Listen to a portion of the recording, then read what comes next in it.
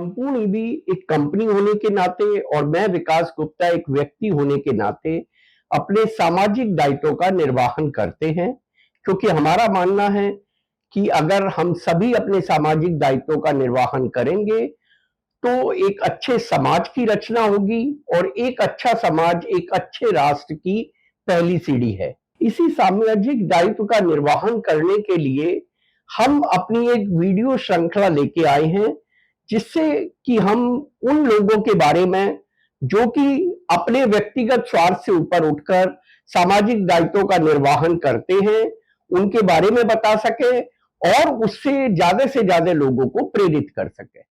Hello friends, आप सबका स्वागत है। तो दोस्तों, आज हम जानेंगे एक ऐसे आदमी के बारे में जिसकी कहानी कबाड़ से करोड़ों तक की और स्कूटर से प्राइवेट जेट तक की है।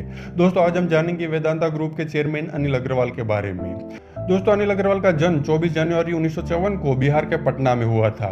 अनिल के पिता द्वारका प्रसाद अग्रवाल एल्यूमिनियम कंडक्टर का छोटा सा बिजनेस चलाते थे।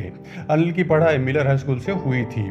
15 साल की उम्र में स्कूल पूरी करने के बाद अनिल आगे पढ़ाई ना करते हुए अपने पिता के बिजनेस से जुड़ गए, जिसके बाद करीबन 4 साल अनिल अपने पिता के साथ ही काम करते रहे।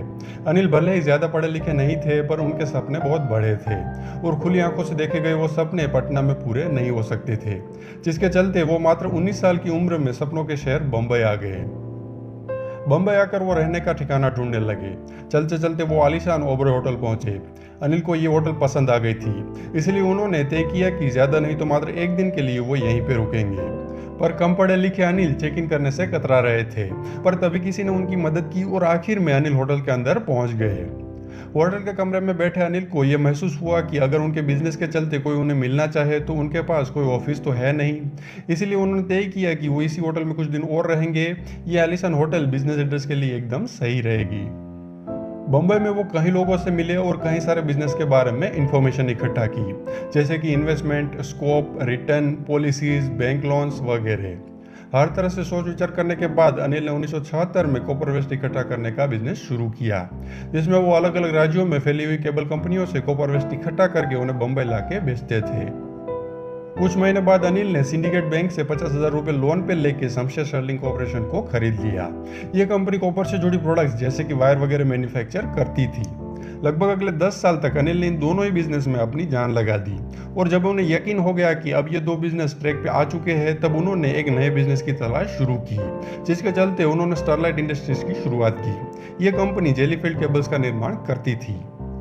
दोस्तों, अनिल के ये तीनों ही बिजनेसेस का रॉ मटेरियल या तो कॉपर था या फिर एल्यूमिनियम। जिस हिसाब से कॉपर या एल्यूमिनियम की प्राइस ऊपर नीचे होती थी, उस हिसाब से इन तीनों ही बिजनेसेस का मुनाफा कम ज्यादा होता रहता था। अगर रॉ मटेरियल की प्राइस बढ़ जाती थी तो मुनाफा कम हो जाता था, और अगर प्राइस कम होती थी तो मुनाफा बढ़ जाता था। इस बात को समझते हुए अनिल ने तय किया कि अब से वो रॉ मटेरियल खरीदने की बजाय खुद मैन्युफैक्चर करेंगे, जिसके चलते सन 1983 में उन्होंने कॉपर स्मेल्टर एंड रिफाइनरी का प्लांट शुरू किया। दोस्तों, इस तरह की रिफाइनरी प्राइवेट सेक्टर में पहली बार शुरू हुई थी। आगे चलकर अनिल ने एक के बाद एक कंपनी खरीदना शुरू किया। सन 1985 में मद्रास एल्यूमिनियम को खरीद लिया। ये कंपनी 4 साल से बंद पड़ी थी, पर अनिल ने इसे खरीदने का निर्णय लिया और ये डिसीजन आगे चलकर फायदेमंद साबित हुआ। दोस्तों, ये वो दौर था जब इंडियन गवर्नमेंट पब्लिक सेक्टर में से अपना हिस्सा बेच रही थी। अनिल ने इस चीज का भरपूर फायदा उठाया। साल 2001 में इंडिया फर्स्ट लिमिटेड का 38% हिस्सा खरीद लिया। इसके साथ भारत एल्यूमिनियम कंपनी का 51% और हिंदुस्तान जिंक लिमिटेड का 46% हिस्सा खरीद लिया। इतनी सारी कंपनियां एक्वायर करने से एक बड़ा डोमेस्टिक मार्केट वेदांता ग्रुप ने कवर कर लिया था।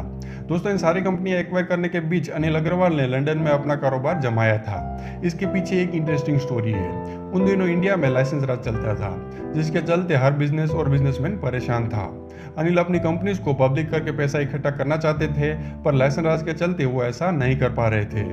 इन सब से तंग आकर अनिल अग्रवाल लंदन चले गए। वहां पे उन्होंने वेदांता ग्रुप की शुरुआत की और भारत की तरह ही इंग्लैंड में भी बिजनेस जमाया। यहाँ पे सबसे बड़ी घटना यह हुई कि साल 2003 में Vedanta group company London stock exchange में लिस्ट हुई। वेदांता भारत की पहली कंपनी थी जो लंदन स्टॉक एक्सचेंज में लिस्ट हुई थी। इस लिस्टिंग से उन्होंने करीबन $876 मिलियन राइज किए थे। आज अगर वेदांता ग्रुप के फैले हुए बिजनेस की बात करें तो उनकी मुख्य प्रोडक्ट्स में copper, aluminium, zinc, iron ore, oil and gas और पावर जनरेशन शामिल है।